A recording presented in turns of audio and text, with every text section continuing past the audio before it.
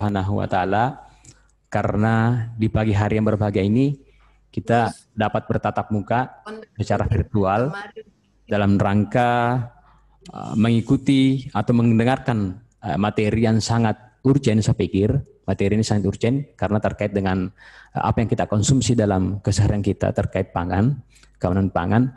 Olehnya itu saya menghimbau kepada anak sekalian dan seluruh peserta Zoom meeting pada hari ini untuk menyimak dan mendengarkan secara seksama apa yang akan disampaikan oleh Ibu Amalia nantinya.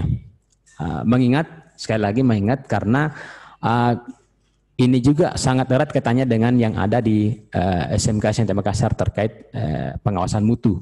Olehnya itu kepada anak sekalian, baik siswa kelas 1, kelas 2, kelas 3, dan kita semua yang tergabung dalam Zoom ini, sekali lagi Bapak menghimbau untuk kita tetap mendengarkan nantinya materi dari Ibu Amalia. Bahkan nanti tentunya ada sesi tanya jawab. Di situ kita akan bisa menggunakan ataukah sharing pendapat dengan narasumber nantinya.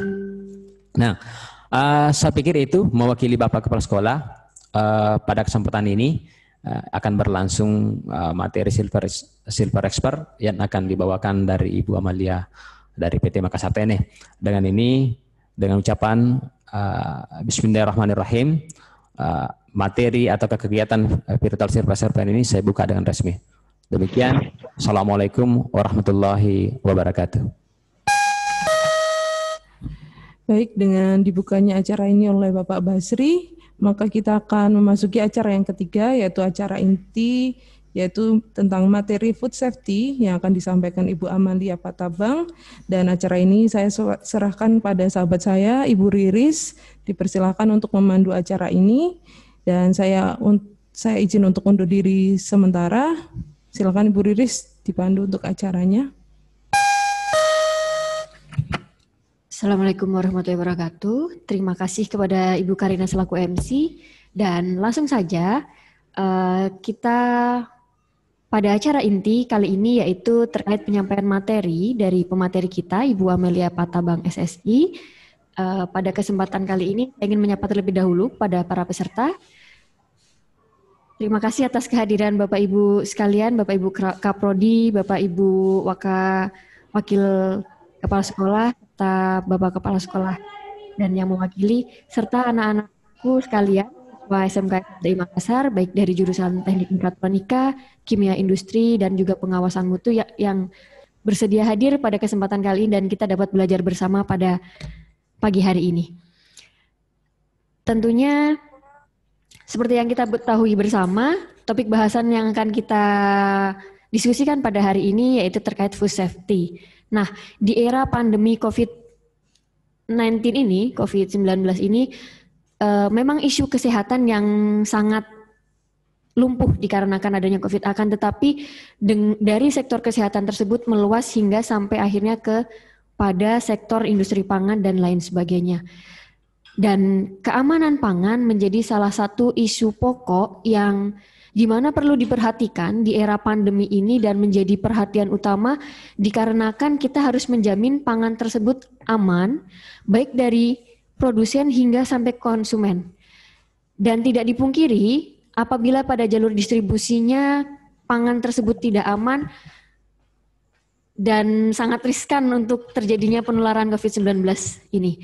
Oke, tentu saja bagi siswa di pengawasan mutu atau quality control, terdapat materi keamanan pangan yang memang sudah dipelajari, akan tetapi tidak menutup kemungkinan bagi siswa dari jurusan lain juga untuk belajar bersama, dikarenakan ini merupakan ilmu yang sangat dibutuhkan ketika nantinya kalian akan terjun langsung pada industri, di mana kita merupakan sekolah vokasi industri yang mau tidak mau kita harus dituntut untuk dapat bersaing di industri secara langsung. Nah, tanpa panjang lebar lagi, kita sudah tidak sabar menantikan hadirnya Ibu Amalia Patabang memberikan materi dan juga bagaimana food safety secara langsung di industri yang diterapkan oleh PT Makassar TNE. Sebelumnya saya bacakan terlebih dahulu profil singkat dari pemateri kita pada hari ini, yaitu Ibu Amalia Patabang SSI, merupakan Head of QAC and VST Department, yaitu Quality Assurance Control and Food Safety Team Departemen di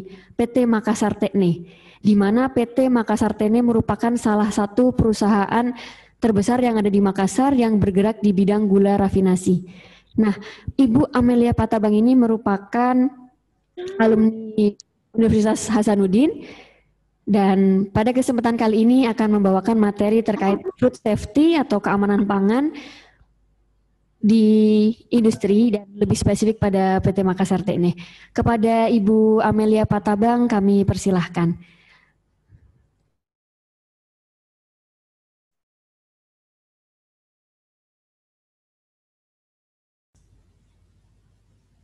Selamat pagi.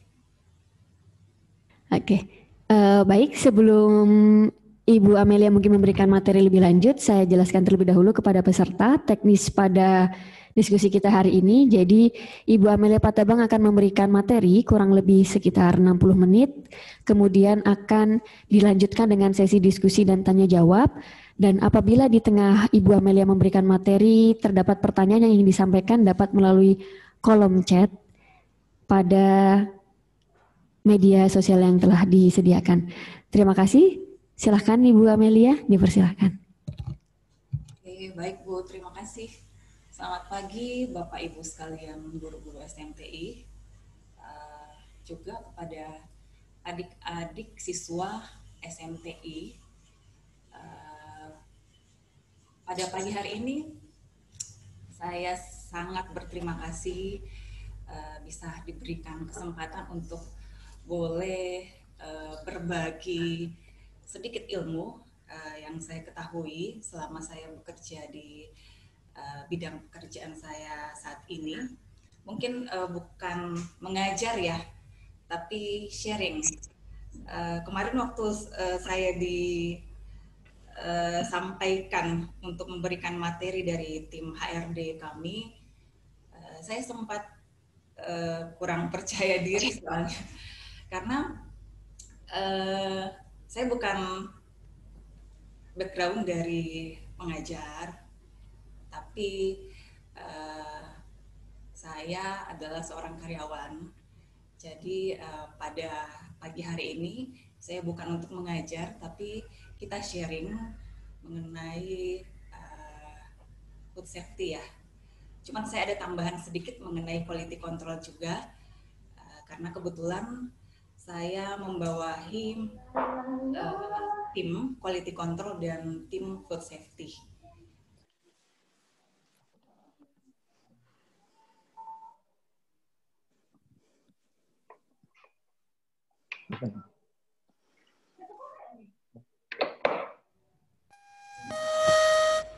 Ibu Amelia, mungkin suaranya bisa di-unmute dulu. Iya, tidak terdengar di sini, Bu. Oh ya, terima kasih, Bu. Udah jelas ya, Bu? Oke. Dari awal ya saya mulai lagi. Maaf. Jadi, selamat pagi semua. Terima kasih atas kesempatan yang diberikan kepada saya. Pada pagi hari ini mungkin saya tidak akan mengajar ya, karena background saya bukan pengajar. Saya adalah seorang pekerja. Jadi kita sharing ilmu yang selama ini juga saya pelajari selama saya bekerja di PT Makassar Tekne, dan yang saya terapkan di pabrik kami mengenai food safety. Tapi pada pagi hari ini juga saya ada tambahan sedikit mengenai quality control, karena kebetulan bagian yang kami tangani bukan cuma food safety tapi quality control juga. Nah, quality control dan food safety adalah bagian yang tidak terpisah. Jadi ada quality, ada juga masalah keamanan pangannya. Oke, kita mulai aja.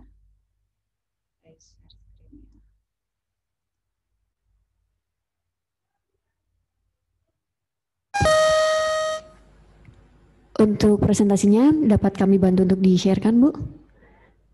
Boleh. Oke, boleh, Bu. Ya, terima kasih. Oke, silakan, Bu.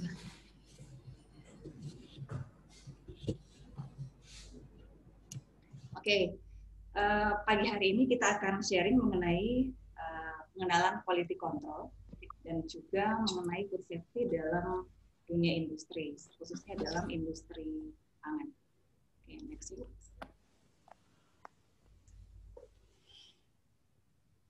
Oke. Mungkin teman-teman atau adik-adik sekalian sering melihat logo yang tertera di pojok kanan atas, yaitu QC Pass.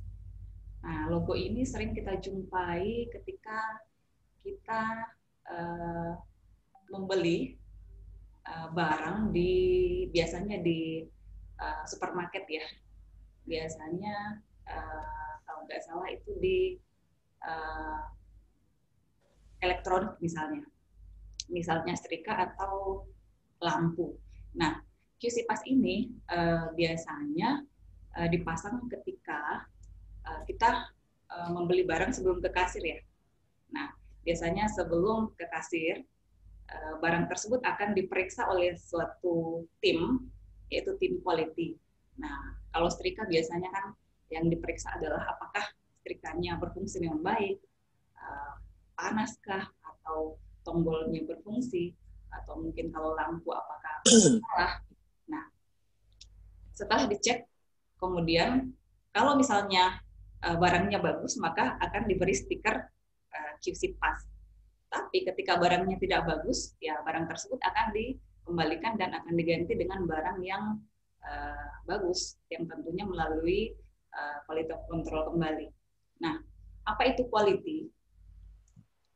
Quality menurut seorang ahli, yaitu Crosby, dalam bukunya di tahun 1979 mendefinisikan sebagai kesesuaian dengan persyaratan. Oke. Jadi ada persyaratan yang ditentukan. Nah, kemudian ketika persyaratan tersebut terpenuhi atau sesuai, maka barang tersebut disebut berkualitas. Kemudian menurut ISO 9000, quality didefinisikan sebagai ciri atau karakter yang menyeluruh dari suatu produk atau jasa yang mempengaruhi kemampuan produk tersebut untuk memuaskan kebutuhan tertentu. Jadi ada kebutuhan tertentu yang sudah ditentukan. Nah, ketika kebutuhan tersebut terpuaskan atau terpenuhi, maka barang tersebut disebut berkualitas. Nah, kita masuk ke dalam pengertian quality control. Quality control adalah segala kegiatan yang untuk memelihara dan memperbaiki produk. Jadi ada kegiatan untuk memelihara produk tersebut berkualitas atau memperbaiki produk tersebut sehingga menjadi berkualitas, atau teknik dan aktivitas operasional yang diperlukan untuk memenuhi kebutuhan kualitas. Jadi ada metode atau teknik atau aktivitas operasional yang kita lakukan untuk memenuhi kebutuhan kualitas tersebut. Next, Bu.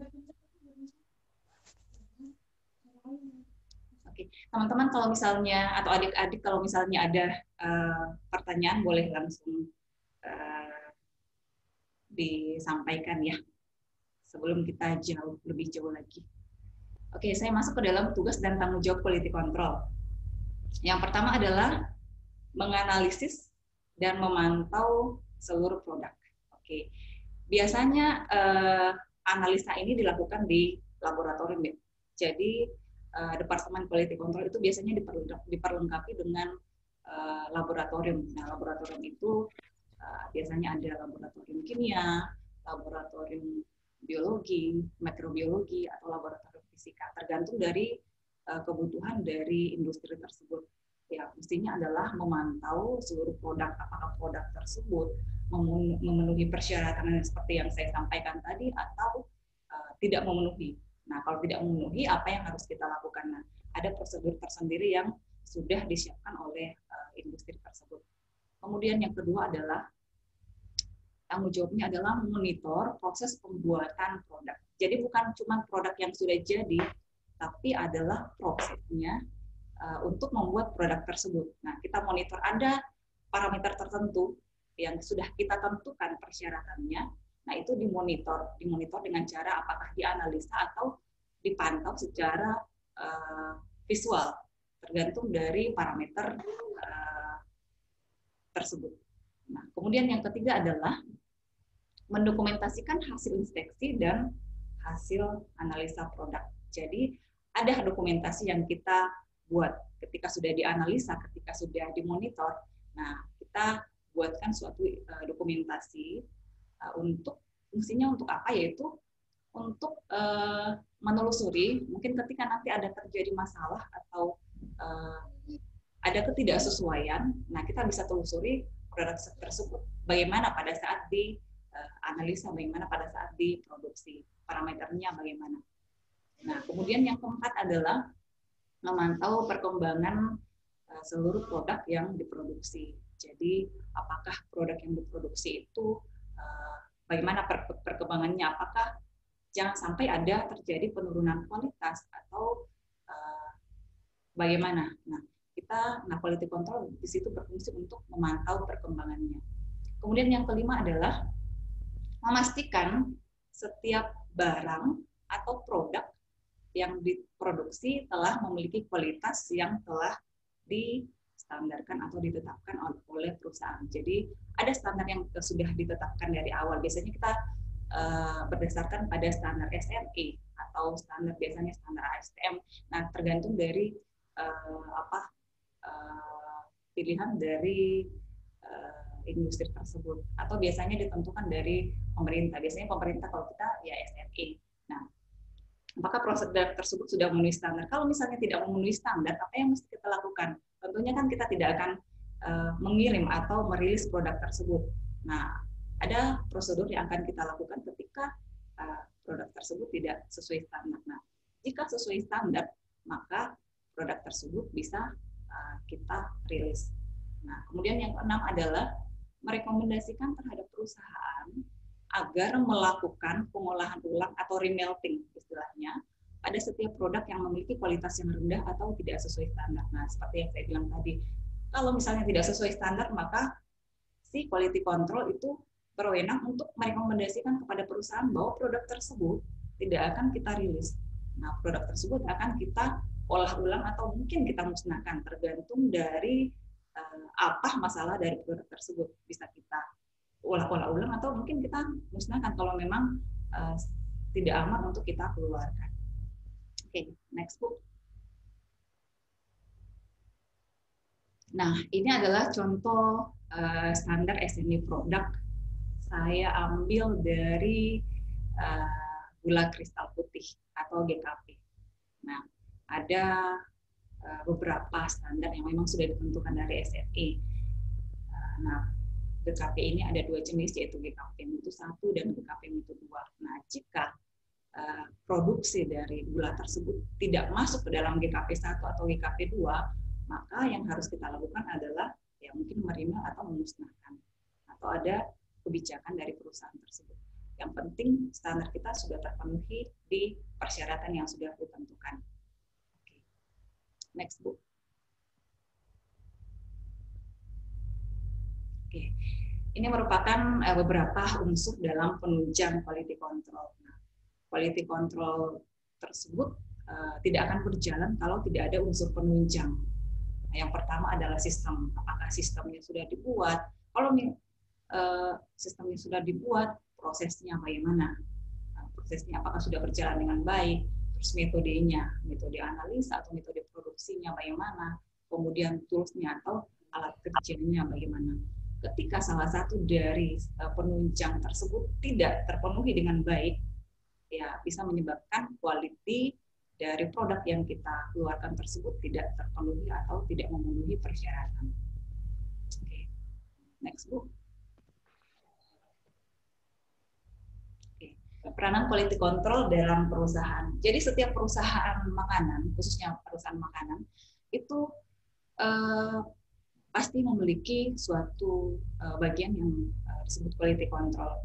Karena ketika tidak ada quality control, maka tidak ada yang menjamin quality tersebut terpenuhi. Nah, apa yang diharapkan dari quality tersebut tentunya pada akhirnya adalah cost atau keuntungan. Nah, Jika prosedur yang sudah dilakukan prosedur yang dilakukan sudah benar, maka kualitas produk yang diharapkan ya bisa sesuai dengan harapan. Tujuan utamanya dari quality ini adalah pemenuhan kepuasan terhadap pelanggan. Jadi kalau kita sebut raja dari suatu perusahaan atau industri makanan adalah pelanggan. Nah, ketika pelanggan tidak terpuaskan, ya bisa jadi produk yang kita keluarkan itu tidak ada yang membeli atau pembeliannya bisa berkurang, maka keuntungan bisa tidak tercapai. Nah, tujuan utama dari quality control tentunya adalah untuk mencapai keuntungan atau untuk meningkatkan keuntungan. Next, Bu. Oke. Adik-adik atau rekan-rekan ada yang perlu ditanyakan dari quality control yang sudah saya jelaskan sebelum kita masuk ke dalam food safety?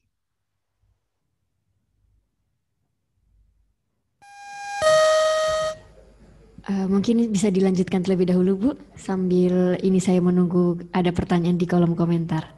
Oke. Kumpulkan dulu. Ya, silahkan, Bu. Oke.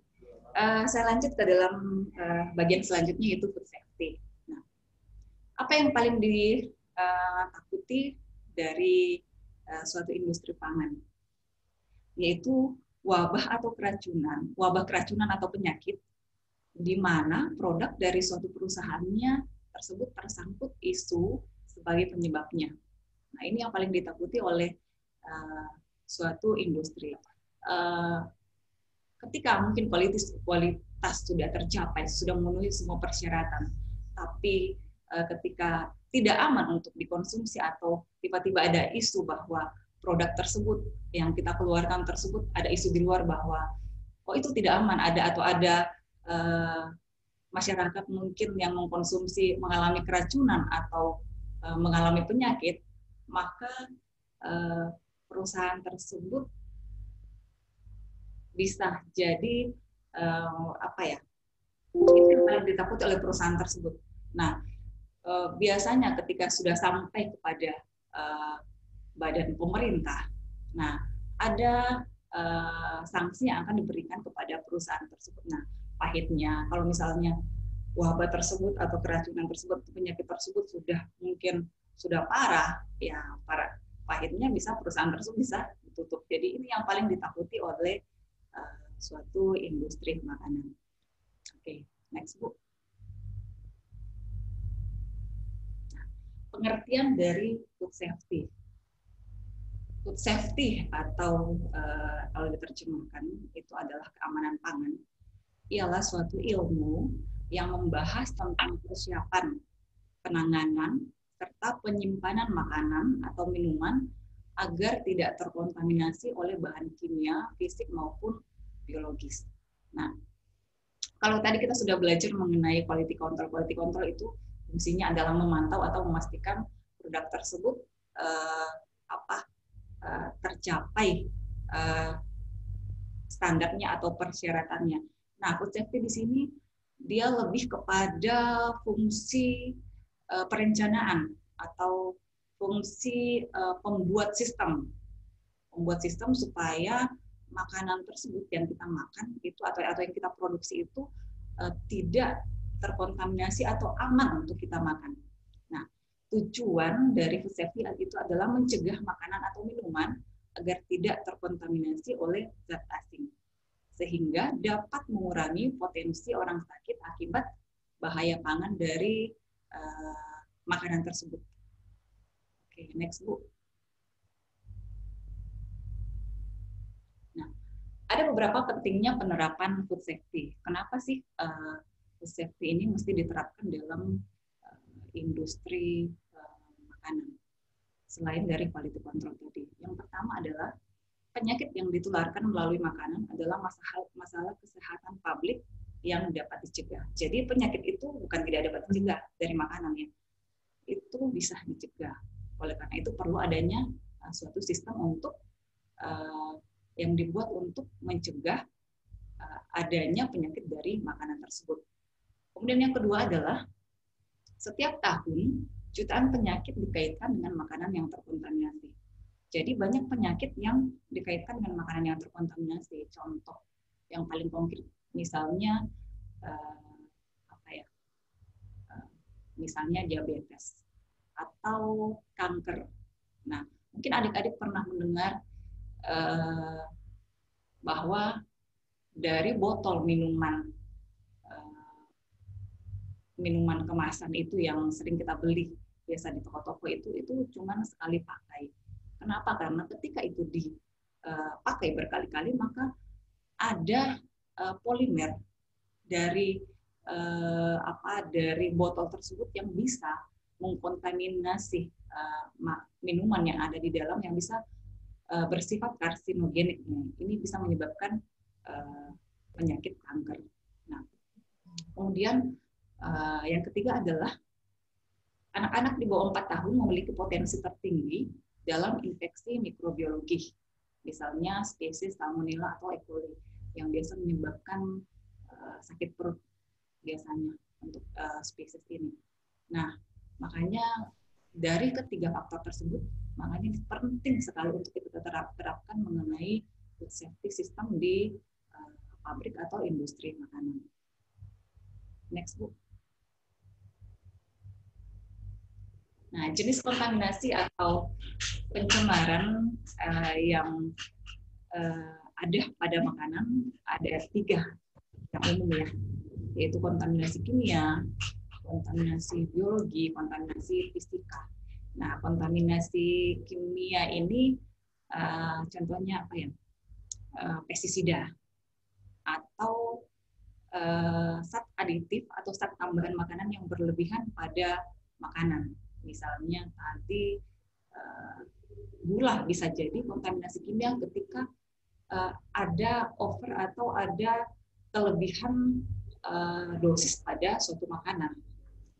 Kemudian kontaminasi biologi, contohnya adalah bakteri seperti tadi Salmonella, E. coli yang bisa menyebabkan sakit perut.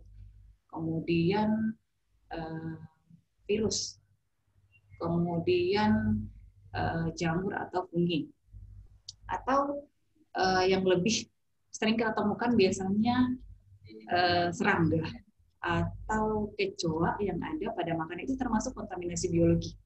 Biasanya pada makanan yang biasa di pinggir jalan kita temukan ada serangga, itu termasuk kontaminasi biologi.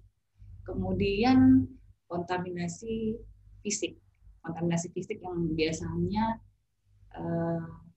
baut atau rambut bisa jadi kontaminasi fisik. Atau ada ditemukan batu misalnya pada suatu makanan. Nah, itu termasuk kontaminasi fisik. Nah, akan selalu ada bahaya terhadap keamanan pangan.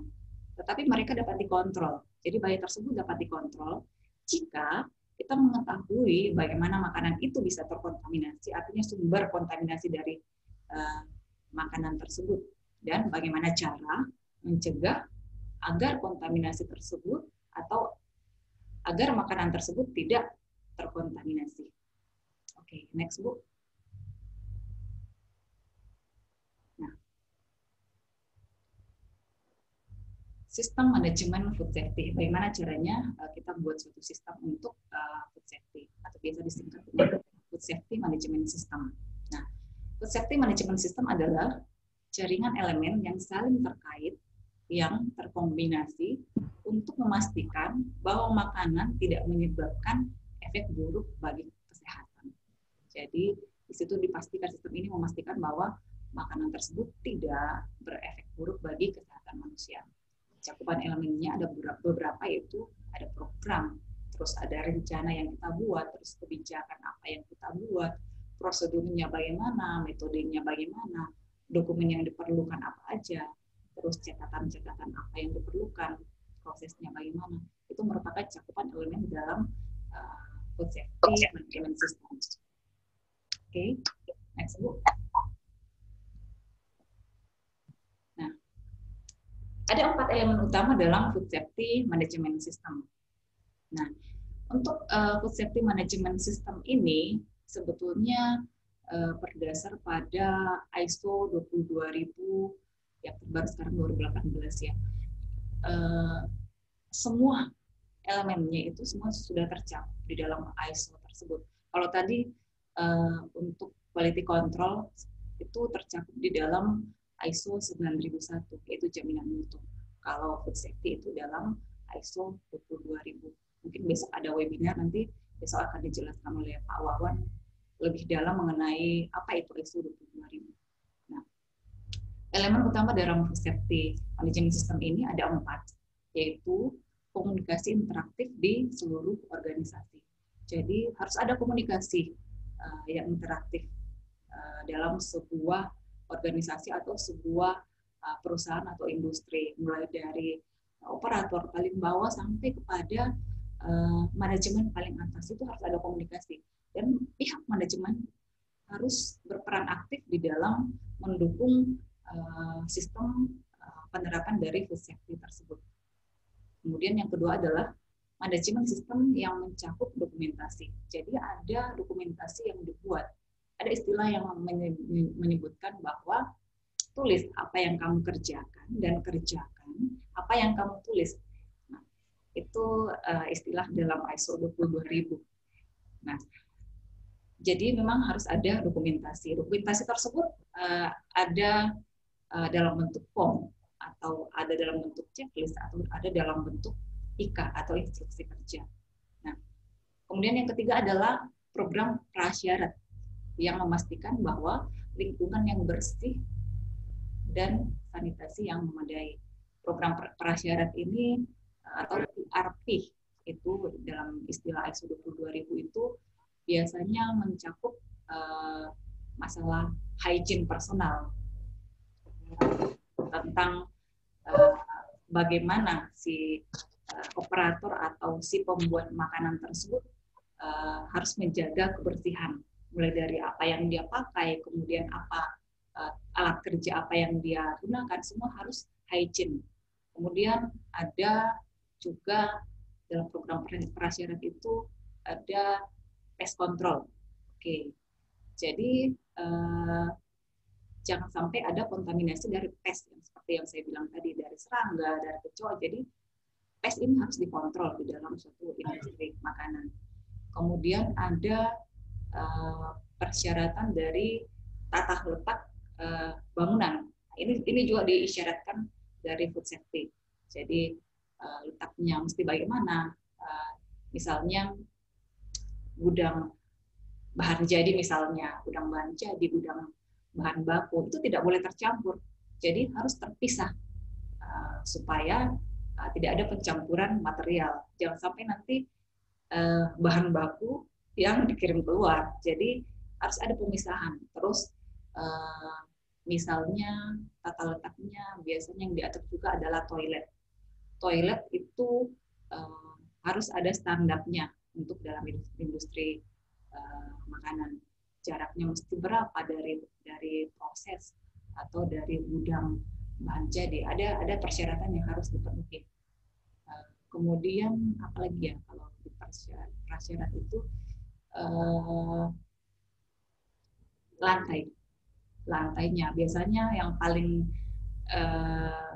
persyaratan yang paling banyak itu untuk lantai adalah si lantai tersebut mesti diepoksi supaya lebih mudah untuk dibersihkan. Nah, ada banyak persyaratan yang dipersyaratkan. Kemudian yang keempat adalah prinsip dari HACCP. HACCP ini adalah HACCP analisis critical control point. Jadi ada analisa bahaya untuk mengidentifikasi dan mencegah atau menghilangkan bahaya dari keamanan pangan tersebut. Dari HACCP ini biasanya ada istilahnya ada CCP, critical control point, atau ada batas atau limit dari ada persyaratan maksimal berapa parameter dari suatu material. Jadi ada yang ditetapkan di HACCP. Kemudian next Bu. Nah, ini merupakan contoh uraian tugas dan tanggung jawab dari food safety. Tugas dan tanggung jawab ini tergantung dari kebijakan dari masing-masing perusahaan. Nah, ini ditentukan biasanya ada tim. Kalau food safety kita bentuk ada tim untuk menangani food safety tersebut. Biasanya kalau quality control sih biasanya cuma terdiri dari departemen satu departemen saja, karena pekerjaannya lingkupnya kecil, misalnya menganalisa atau memantau. Tapi kalau food safety tim ini bukan cuma dari satu departemen. Kalau misalnya di kami itu kami libatkan semua departemen, jadi bukan cuma quality control, jadi ada juga bagian produksi, ada bagian engineering, ada bagian sampai marketing pun kita libatkan dalam food safety team. Nah, cuman yang mengkoordinasi itu cuman ada beberapa orang, tapi yang menerapkan atau mengimplementasikan itu hampir semua elemen di dalam suatu perusahaan. Nah, tugas dari food safety team itu sendiri contohnya adalah yang pertama mengelola tim keamanan pangan dan mengatur pekerjaannya. Jadi ada job desk tertentu yang ditentukan. Nah, biasanya dalam tim food safety ini ada beberapa elemen, yaitu yang pertama adalah harus ada tim internal audit, jadi kita lakukan internal audit sendiri secara rutin, nah ada timnya. Kemudian ada juga tim dokumen kontrol, jadi dokumen itu kan mesti diatur, mesti dikelola. Nah ada tim yang mengontrol apakah dokumen tersebut yang ada di setiap departemen itu sudah terimplementasi dengan baik atau sudah diatur dengan baik. Nah, ada tim yang biasanya mengontrol. Nah, biasanya kita juga lakukan audit internal secara rutin. Kemudian yang kedua adalah memastikan pendidikan dan pelatihan yang relevan dari anggota tim keamanan pangan. Jadi ada training secara rutin yang kita lakukan untuk tim keamanan pangan. Misalnya tadi tim dokumen kontrol. Nah, kita biasanya lakukan training bagaimana sih dokumen tersebut dikelola dengan baik. Kemudian ada tim internal audit, mereka juga kita training untuk bagaimana melakukan audit dengan benar, bagaimana melakukan audit dengan baik. Kemudian yang ketiga adalah bertanggung jawab untuk memastikan bahwa sistem manajemen keamanan pangan ditetapkan, diimplementasikan, dan dipelihara dan diperbaharui. Jadi mereka memastikan bahwa sistem tersebut berjalan dengan baik. Sudah kita buat dari awal. Nah, implementasinya ini harus kita kawal terus-menerus, jangan sampai tidak continue atau tidak terimplementasi dengan baik. Kemudian yang keempat adalah melaporkan kepada top manajemen tentang efektivitas dan kesesuaian sistem manajemen keamanan pangan. Jadi ada laporan secara rutin kepada top manajemen. Kalau misalnya kami di sini ada istilahnya manajemen review. Kami lakukan biasanya setahun sekali di akhir tahun untuk mereview semua apa yang sudah kita lakukan yang berhubungan dengan food safety itu selama setahun. Nah, si top manajemen ini harus hadir untuk melihat bagaimana perkembangan mengenai food safety atau bagaimana pekerjaan food safety ini selama setahun. Nah, di situ kita laporkan apa yang sudah kita kerjakan dan apakah sistem yang sudah kita jalankan selama ini apakah sudah efektif atau mungkin perlu ada improvement atau perlu ada perbaikan yang berkelanjutan. Itu biasanya kita diskusikan pada manajemen review tersebut. Kemudian yang kelima adalah melakukan sosialisasi dan memastikan peningkatan kesadaran mengenai pentingnya memenuhi kebutuhan pelanggan kepada seluruh organisasi. Jadi sosialisasi ini biasanya dalam bentuk awareness. Kalau misalnya kami di sini biasanya kami lakukan itu per 6 bulan ketika pabrik sedang dalam masa maintenance atau shutdown. Nah, kalau shutdown kan paling kan pekerjaan itu tidak terlalu banyak. Jadi kita ada waktu untuk mengumpulkan semua elemen karyawan untuk kita lakukan sosialisasi. Apakah sosialisasinya itu dalam bentuk misalnya sosialisasi GMP atau mungkin sosialisasi kalau misalnya kita ada kebijakan baru yang terkait dengan food safety, banyak yang kita lakukan. Nah, ini secara rutin kita lakukan setiap 6 bulan. Nah, kemudian yang ke-6 adalah memotivasi tim, khususnya seluruh karyawan agar sistem keamanan pangan dapat diterapkan dengan baik. Jadi selalu ada motivasi yang kita berikan, apakah dalam bentuk awareness seperti yang tadi atau biasanya kita ada sounding per shift, per awal shift di briefing biasanya kita selipkan mengenai bagaimana food safety atau bagaimana visi kita mengenai food safety. Biasanya kita sounding di situ. Kemudian mengkoordinasi pelatihan sistem keamanan pangan kepada semua karyawan. Jadi ada training yang kita lakukan untuk semua karyawan, tergantung kebutuhan sih. Jadi atau ada tim tertentu yang khusus biasanya menangani CCP. Itu kita lebih prioritaskan untuk kita training. Kemudian menyetujui atau mengesahkan dokumen keamanan pangan dan dokumen penunjang lainnya. Jadi setiap dokumen yang dibuat oleh setiap departemen itu harus melalui bagian tim dokumen kontrol dari food safety.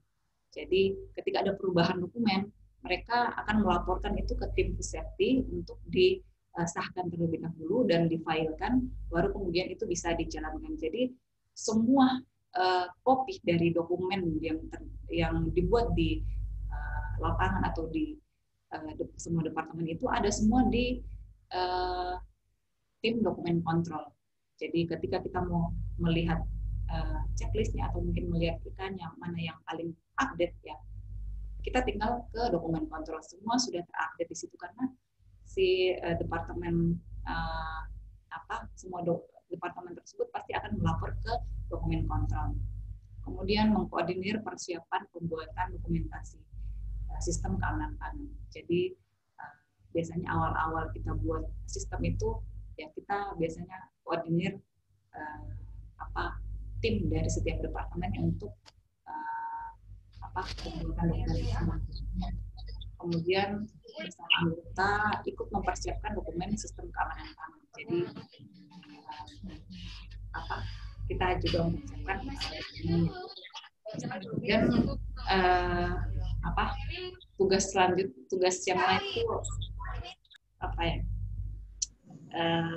saya tak perlu jelaskan lagi. Ini tergantung sih uraian tugas ini tergantung dari kebijakan setiap pabrik atau kebutuhan dari setiap pabrik. Oke, next aja Bu. Nah, ini merupakan contoh struktur organisasi di food safety team. Ya, sekali lagi tergantung dari kebijakan dari perusahaan tersebut. Ini yang kami buat di perusahaan kami. Jadi ada food safety team leader, kemudian ada koordinator internal audit, ada fungsi pemantauan, ada tim yang memantau, terus ada fungsi komunikasi, yang tadi yang awareness, terus ada tim project kalau misalnya ada improvement yang kita lakukan yang terkait dengan food safety, ada tim yang akan mengevaluasi, kemudian ada dokumen kontrol. Nah, jumlah orangnya tergantung kebutuhan. Oke, next book. Oke. Cukup selesai. Oke, itu yang bisa saya sharingkan pada pagi hari ini. Mungkin ada adik-adik atau rekan-rekan sekalian yang Terima kasih paparan materinya dari Ibu Amelia Patabang. Jadi ini sudah ada beberapa pertanyaan yang telah saya kumpulkan, Bu. Oke, mungkin akan saya bacakan satu persatu dulu, Bu. Yang pertama, tadi di bagian quality control, Ibu menjelaskan kalau ada misalnya tidak lolos dari tim QC, maka itu akan dapat diolah kembali, terus kemudian juga akan masuk ke dalam lini produksi. Nah, bagaimana prosedurnya jika barang tersebut tidak dapat diolah kembali, Bu? Bagaimana prosedur selanjutnya? Seperti itu. Prosedur itu tergantung dari kebijakan setiap pabrik ya. Jadi ketika si produk tersebut tidak sesuai, maka kita akan melakukan remedial. Misalnya ketidaksesuaian itu tergantung di mana, misalnya di proses. Ketika dianalisa, oh ternyata materialnya tidak sesuai. Oke, kita tidak akan memasukkan ke dalam bin produk, tapi kita akan masukkan ke dalam bin reject. Kemudian setelah itu akan kita kirim kembali ke gudang bahan baku. Nah, dari bahan baku tersebut kemudian akan diolah ulang. Atau ketika produk tersebut yang tidak sesuai itu terjadi di gudang produk. Nah, sudah terpacking tapi ternyata tidak sesuai. Misalnya, karungnya kotor atau misalnya produknya ternyata ada kontaminasi setelah diverifikasi. Nah, produk tersebut kemudian akan dikirim kembali ke gudang bahan baku untuk diolah kembali. Ya, seperti itu kebijakannya kalau di kami ya. Oke, baik Bu. Sebelum saya bacakan ke pertanyaan berikutnya, mungkin dari audiens ada yang ingin langsung bertanya kepada Ibu Amalia? Silahkan melambaikan tangan atau langsung unmute.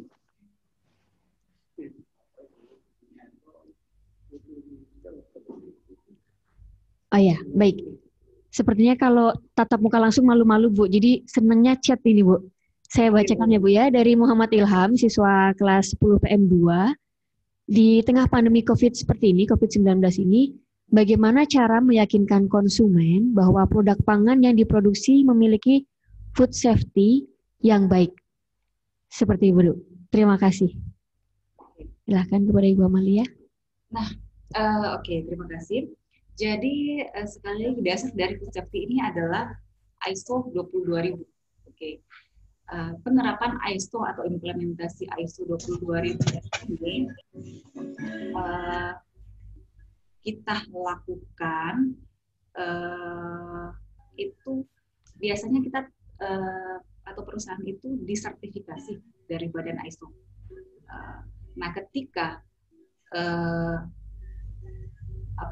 implementasinya sudah sesuai, biasanya kan sebelum dikeluarkan sertifikat itu mereka akan melakukan audit surveillance, kemudian audit sertifikasi.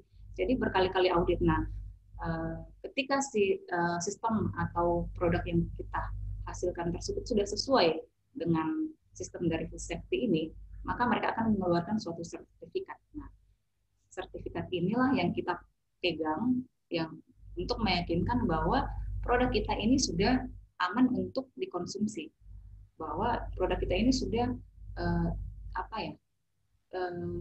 tidak akan menyebabkan efek bagi kesehatan. Jadi mereka memang mengaudit sesuai dengan parameter dari tujuan dari produk tersebut. Nah, biasanya di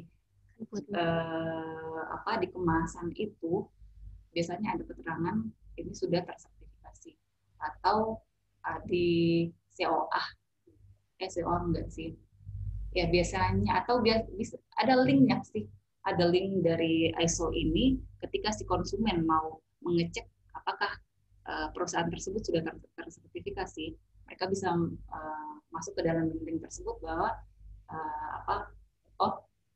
industri ini sudah tersertifikasi, artinya produknya sudah aman gitu. Oke, baik Bu. Ini ada yang ingin bertanya langsung kepada Fatra, silahkan dipersilahkan.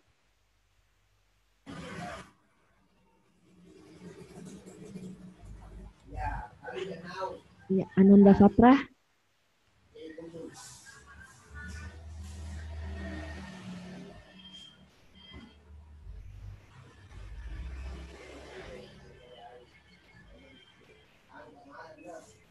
Oke, baik Bu. Kita bisa lanjutkan ke pertanyaan selanjutnya, Bu. Jadi, tadi di PT Makassar TNI Ibu telah menjelaskan ada food safety team. Nah, era pandemi seperti ini, apakah ada perubahan perencanaan dari food safety team, baik dari sebelum pandemi maupun sesudah pandemi? Seperti itu, Bu. Oke, jadi perencanaan, kalau perencanaan sih kita tidak ada perubahan ya, karena kita sudah meyakinkan bahwa produk kita sudah aman dikonsumsi. Namun untuk masalah hygiene dari personal ini, itu yang kita lebih perketat, kita lebih atur lagi. Misalnya, untuk sekarang kita batasi tamu atau visitor untuk berkunjung ke pabrik. Jadi itu untuk menghindari adanya kontaminasi dari virus tersebut. Paling di personal hygiene aja sih Bu yang kita atur. Tapi masalah untuk pengolahan makanannya tidak ada perubahan sih. Oke. Kepada peserta lainnya, saya berikan kesempatan jika ingin bertanya secara langsung pada Bu Amelia.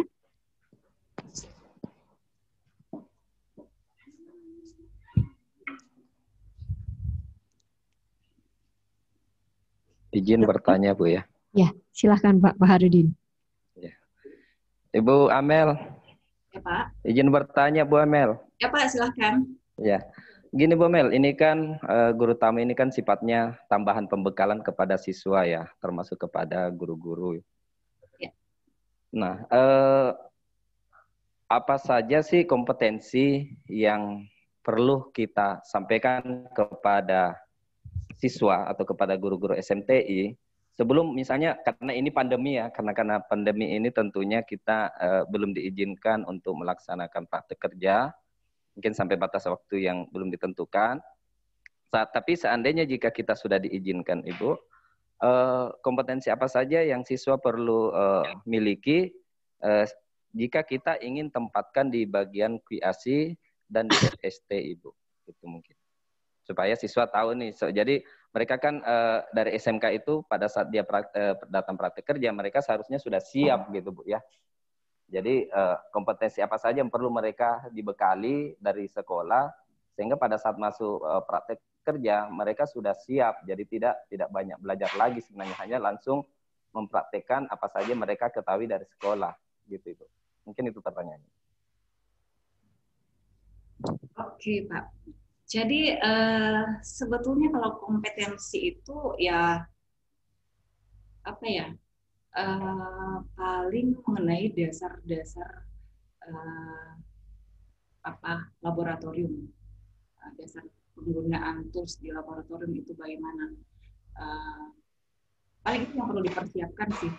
Untuk masalah juga ya pengetahuan dasar sih tentang teknik analisa.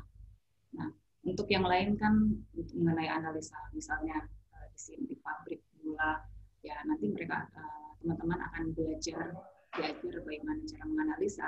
Tapi yang penting ada ada pengetahuan dasar mengenai teknik analisa. Paling itu sih Pak. Baik Bu. Terima kasih Bu. Saya kembalikan ke moderator. Terima kasih Pak Harudin atas pertanyaannya. Kemudian Bu Amelia, ini ada pertanyaan lagi. Jadi sepertinya nih kalau sesi chatting ini lebih menyenangkan ya Bu ya. Ada pertanyaan dikirimkan personal chatting seperti ini. Jadi begini Bu, tadi disampaikan ada HACCP atau Critical Control Point. Nah, ini ada siswa yang sangat penasaran Bu, bagaimana terkait Critical Control Point kalau misalnya itu di industri gula rafinasi seperti Ibu. Jadi karena bayangannya dia ini adalah ini industri gula, kontaminasinya mungkin sedikit atau bagaimana seperti itu. Jadi bagaimana critical control point-nya kalau di industri gula rafinasi Bu? Oke, Bu. Jadi ini sudah pertanyaan mendalam. Oke, jadi untuk menentukan critical control point itu sebetulnya kita ada suatu sistem yang diatur dalam ISO 22000, yaitu menggunakan pohon keputusan, istilahnya, atau decision tree. Jadi saya bisa tampilkan nggak ya share screen-nya?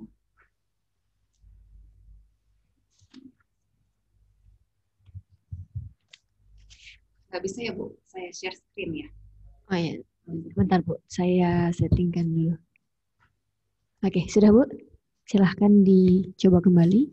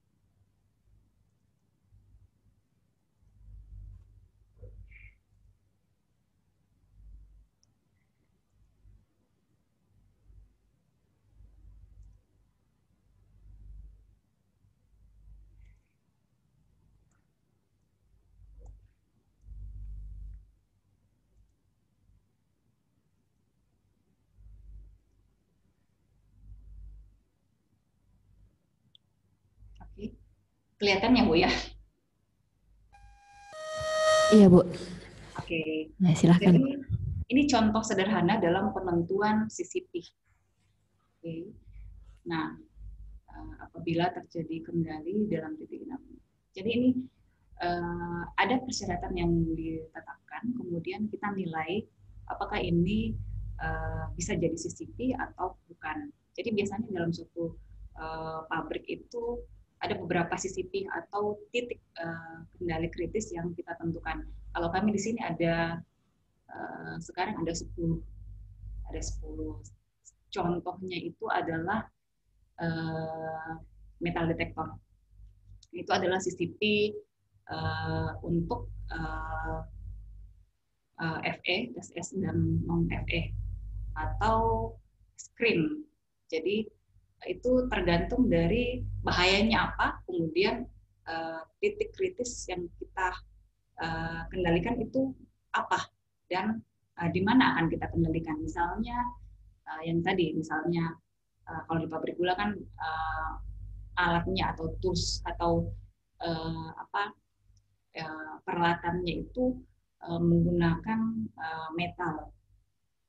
Nah, pada umumnya stainless atau Fe. Nah, itu kan ada potensi bahaya untuk masuk ke dalam produk. Jangan sampai ada serpihan metal atau stainless steel yang masuk ke dalam produk. Nah, itu yang kita jadikan sebagai salah satu hasad atau salah satu bahayanya. Nah, apa yang akan bagaimana caranya kita kendalikan? Di mana akan kita kendalikannya? Dengan cara memasang metal detektor. Nah, kita tempatkan di mana? Nah, setelah produk tersebut sudah terpacking. Nah, ketika produk tersebut ternyata mengandung metal Fe atau Fs, nah metal detektor tersebut akan secara otomatis untuk mereject produk tersebut sehingga tidak masuk ke dalam produk yang akan ditulis. pengecekan tersebut akan kita kembalikan kepada pengolahan awal. Nah, itu yang dasar kita untuk menentukan CCP. Jadi ada banyak lagi CCP, misalnya CCP suhu misalnya. Nah, mikrobiologi itu kan sangat rentan terhadap suhu. Nah, itu kita jadikan sebagai titik critical point kita. Nah, di Makassar ini ada suatu bejana yang di mana di situ kita kendalikan suhunya, kita ukur suhunya. Jadi biasanya kan bakteri kan minimal 75 derajat itu sudah mati. Nah, jadi kita tetapkan CCP kita itu minimal suhunya 75 derajat. Nah, ketika di bawah 75 derajat, apa yang mesti kita lakukan? Ya kita materialnya kita kembalikan dan kita olah ulang. Nah, itu yang kita lakukan. Jadi itu contoh sederhana dalam penentuan CCP. Gitu, Bu. Oke, terima kasih Bu Amalia. Ini ada pertanyaan lagi, tapi sedikit mau loncat ke depan sepertinya Bu.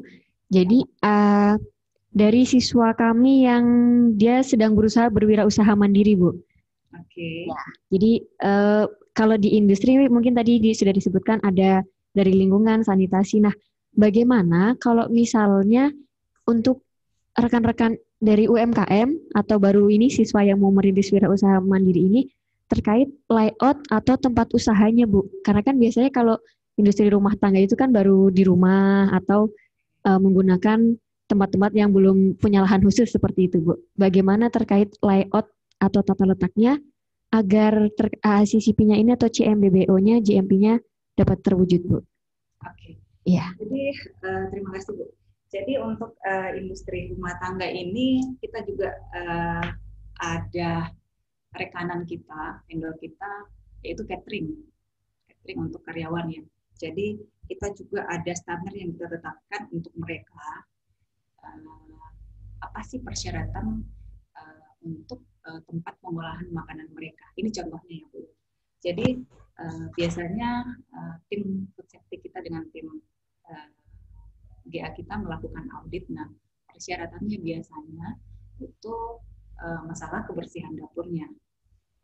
Dapurnya apakah sudah tertata dengan bagus, maksudnya terus apakah penyimpanan dari bahan bakunya itu sudah terpisah dari dari produk yang sudah jadi atau dari makanan tersebut yang sudah dimasak.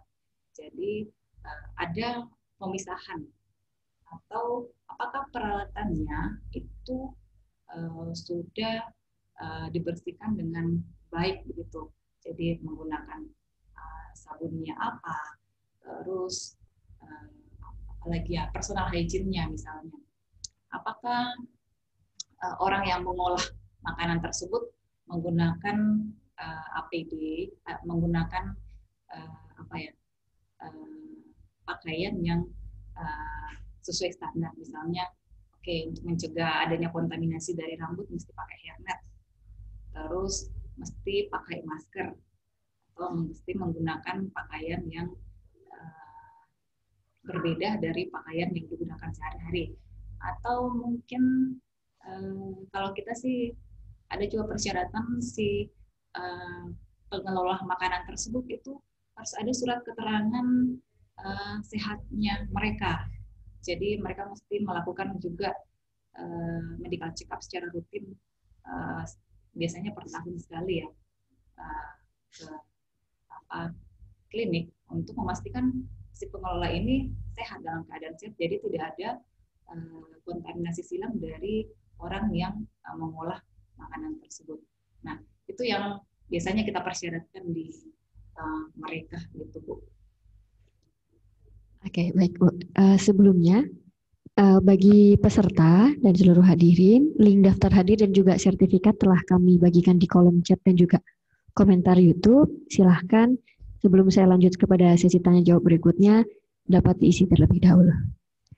Oke, kemudian ini ada pertanyaan lagi Bu. Ini isu COVID ini memang menjadi sesuatu hal yang sangat sekarang semua orang aware akan kebersihan diri gitu ya Bu ya. Terus pertanyaannya adalah, kan alat-alat di industri ini rata-rata adalah metal. Tadi mungkin juga disebutkan Ibu ada metal detektor ya kalau untuk menangani salah satu kontaminasi ya. Nah, ada isu kalau misalnya virus penyebaran COVID ini menempel di plastik sekian lama, menempel di besi sekian lama. Nah, bagaimana di industri menyikapi hal tersebut? Jadi apakah alat peralatannya itu dibersihkan setiap saat atau bagaimana? Karena kan rata-rata peralatan di industri mungkin terbuat dari metal begitu ya Bu ya, atau logam. Seperti itu Bu. Ya. Oke. Jadi untuk masalah COVID ini, jadi sebelum COVID pun sebetulnya kita sudah standar kita sudah ketat mengenai masalah mikrobiologi ya. Ini kan virus kan termasuk mikrobiologi. Jadi khusus untuk kita ada material kita itu atau produk kita itu kita sebetulnya tidak, jadi operator itu tidak pegang secara langsung ya. Jadi tidak ada kontaminasi dari operator atau dari karyawan untuk ke produk, karena semua sistem untuk pengolahan kita itu tertutup. Jadi di dalam tangki. Nah, kita pun menggunakan sistem pemanasan.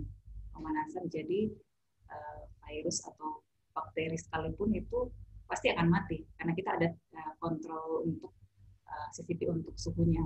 Kemudian untuk packingannya sendiri itu operator pun tidak pegang. Jadi kita otomatis jadi tinggal dipasang, jadi bin akan langsung otomatis untuk mengisi. Jadi bukan secara manual untuk diisi. Nah, bin produk pun kita ada pembersihan secara rutin. Itu per setiap shutdown itu kita lakukan pembersihan dengan menggunakan alkohol 70%. Nah, setiap minggu pun semua jalur produk itu kita bersihkan dan kita swab pakai alkohol. Jadi memang ada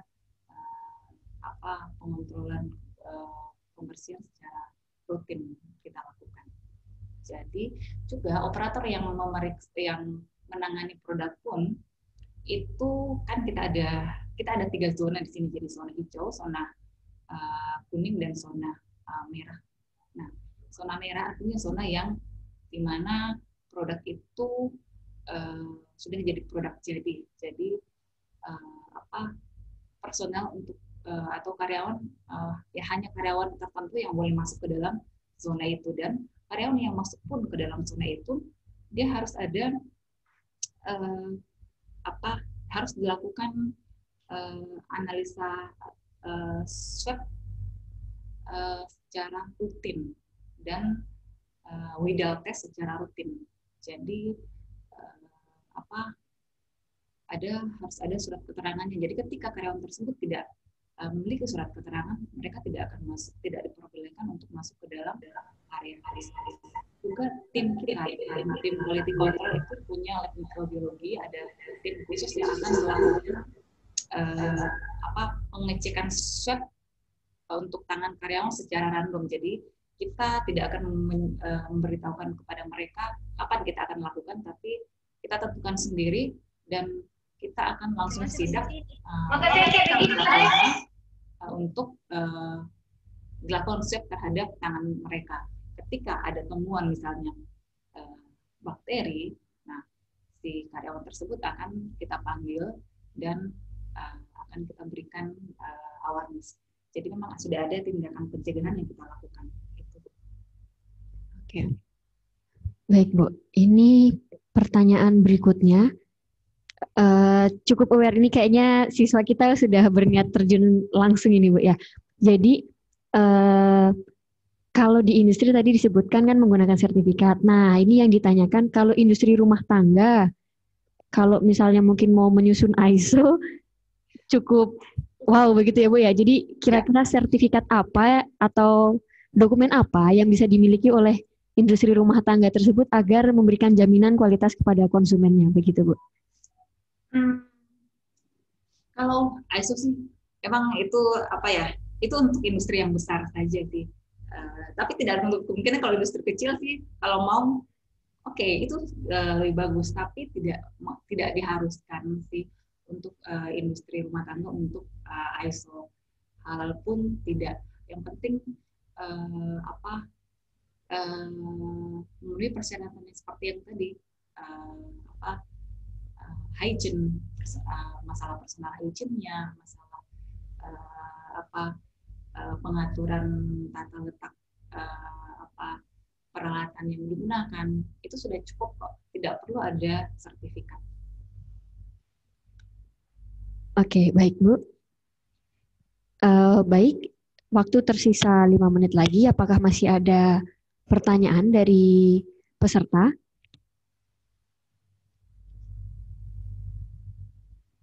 Ya, oke. Saya tunggu dulu. Apakah masih ada pertanyaan dari peserta?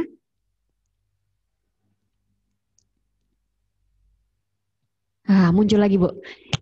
Ini, Bu, terkait SOP khusus pandemi untuk industri rumah tangga. Tadi kan yang dipersyaratkan seperti itu. Tapi kalau apakah memang ada peraturan terbaru terkait SOP khusus pandemi bagi industri rumah tangga seperti itu, Bu? Kalau SOP khusus pandemi itu industri besar sih memang ada, itu wajib. Dan kita lakukan audit secara berkala juga. Tapi kalau industri kecil itu tidak perlu sih, tidak perlu.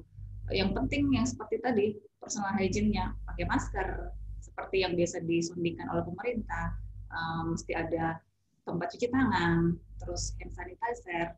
Jadi itu sih yang perlu. Masalah SOP secara tertulis nggak terlalu ditekankan sih, Bu. Kecuali untuk industri besar ya. Ya, Bu. Oke, saya cek sepertinya sudah tidak ada pertanyaan. Mungkin ada yang masih ingin ditambahkan dari Bu Amelia Patabang terkait persiapan. Mungkin nanti kalau misalnya PT Makassar Teknis sudah bersedia menerima siswa-siswi kami kembali dalam rangka praktek dual system, kira-kira apakah PT Makassar TNI akan membuka dual system dalam jangka waktu dekat ini, Bu? Oke, untuk kita. Jadi untuk sementara untuk sekarang sih memang semua mahasiswa praktek atau mahasiswa itu kita tutup dulu ya. Cuman kita nggak tahu kalau kedepannya sudah ada pelonggaran kebijakan, mungkin tahun depan mungkin bisa. Nanti akan diinfokan dari Pak Harudin sih. Cuman jika pun mesti nanti akan kita buka kembali. Nah, tentunya kan ada persyaratan yang kita berikan sama dengan karyawan kita. Misalnya masuk mesti wajib pakai masker, terus sebelum masuk pun kita ada perkenalan mengenai persyaratan apa yang mesti mereka penuhi. Misalnya kita untuk masuk area ini apa yang mesti dilakukan, zona-zona kan kita biasa perkenalkan. Terus dari segi kalau di QC sendiri, di lab sendiri itu sebetulnya kami ada batas maksimal 4 orang biasanya ya untuk satu kali siklus. Jadi nanti setelah tamat baru masuk lagi siklus berikutnya. Ya paling itu sih, Bu, kita nggak terlalu ini sih. Paling persyaratannya sama seperti karyawan sih. Ya, jadi mungkin karena adanya pembatasan jumlah orang, Bu, ya? Ya. Untuk tetap physical distancing. Ya. Nanti, Bu, ini sudah mau ditutup, ada yang mau bertanya. Masih boleh ya, Bu, ya? Boleh, saya buka ya, Bu, ya? Oke. Jadi gini, Bu.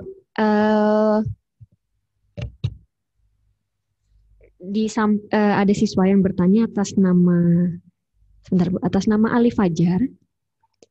Apa pentingnya ISO bagi sebuah perusahaan dan bagaimana jika sebuah perusahaan tersebut tidak menerapkan ISO? Oke, ya kembali lagi.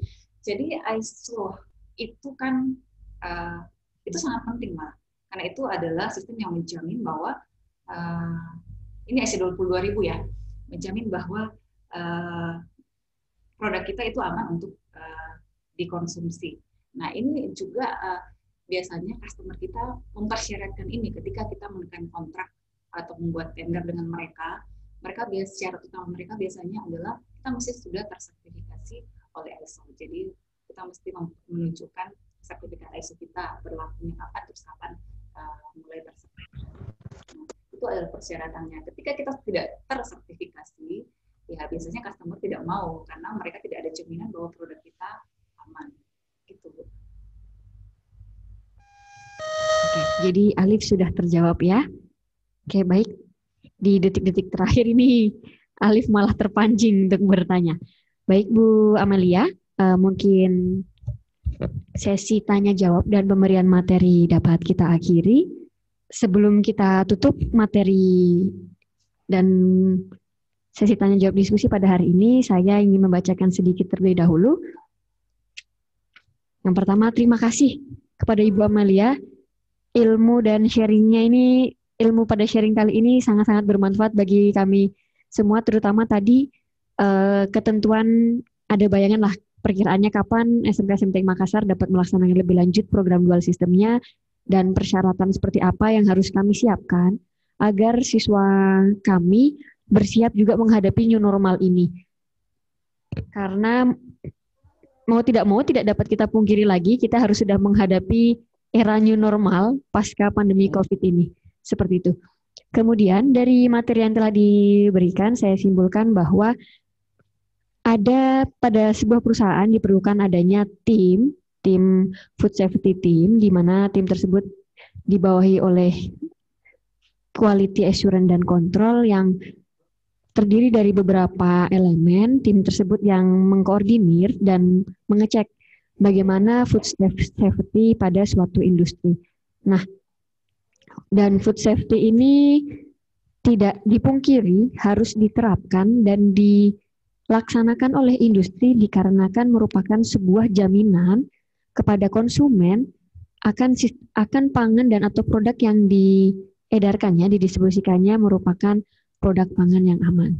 Seperti itu. Kemudian secara tidak langsung dari sesi tanya jawab ini dapat disimpulkan bahwa baik industri yang besar maupun industri UKM tetap harus memberikan jaminan keamanan pangan atau food safety kepada konsumen, meskipun pada industri rumah tangga tidak diperlukan sertifikat khusus, akan tetapi persyaratan terkait personal hygiene, kemudian tingkat kebersihan dan lain sebagainya tetap harus diperhatikan pada masing-masing jenis industri yang ditetapkan, seperti itu. Dan di berbagai macam industri, berbagai produk apapun, tetap diperlukan adanya pengendalian titik kritis dengan adanya kontaminasi, baik itu kontaminasi mikrobia, kimia maupun fisik pada produk yang akan didistribusikan. Oke. Kemudian pengetahuan dasar yang diperlukan bagi siswa kami dalam menghadapi new normal ke depannya untuk dapat melaksanakan dual sistem di industri adalah dasar-dasar laboratorium, teknik analisa, dan juga personal hygiene sanitasinya. Seperti itu mungkin yang dapat saya simpulkan dari diskusi kita pada hari ini. Terima kasih kepada Bu Amalia Patabang. Terima kasih juga kepada seluruh audiens yang telah aktif melakukan tanya jawab, dan telah berakhir sudah acara inti. Saya selaku moderator, saya kembalikan kepada MC Ibu Karina. Baik, terima kasih Ibu Fatati Rizkyani Mikwa dan tentu saja Ibu Silver Expert kita, Ibu Amalia Patabang SSI. Terima kasih untuk kehadirannya Bapak Ibu sekalian peserta Silver Expert Food Safety ini. Dengan ini mari kita mengucapkan hamdalah bersama-sama dan kita tutup acara pada pagi hari ini. Ya, alhamdulillahirrahmanirrahim. Bapak Ibu dipersilakan untuk menyalakan kameranya terlebih dahulu sebelum lift dari personal Zoom dari SMT Makassar. Kita foto terlebih dahulu.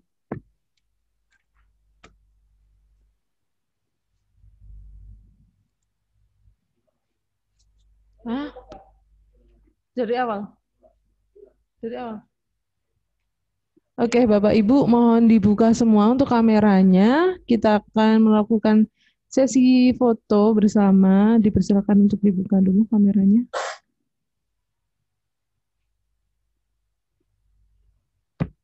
Novita, Dadex, Kofifa, Andre, Reskika, siswa-siswa SMT Makassar bisa minta tolong dibuka dulu kameranya. Andre, udah cakep.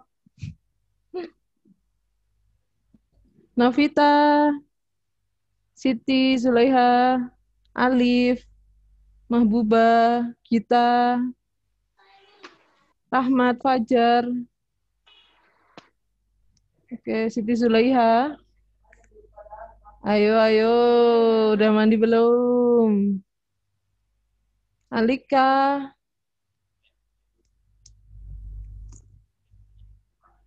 Oke. Rashiko, bisa dibuka dulu? Kafifah.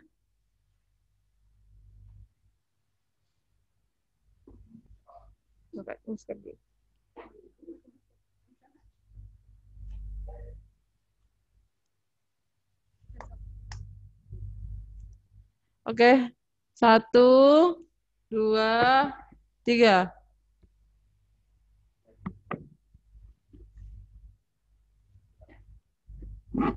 Oke, 1.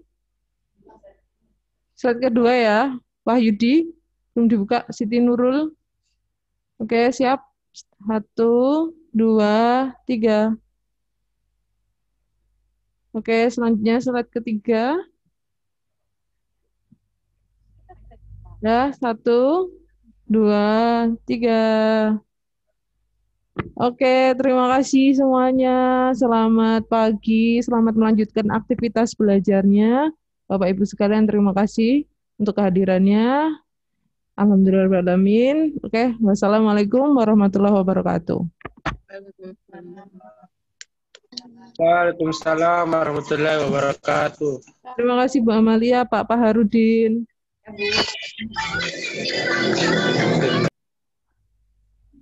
Waalaikumsalam.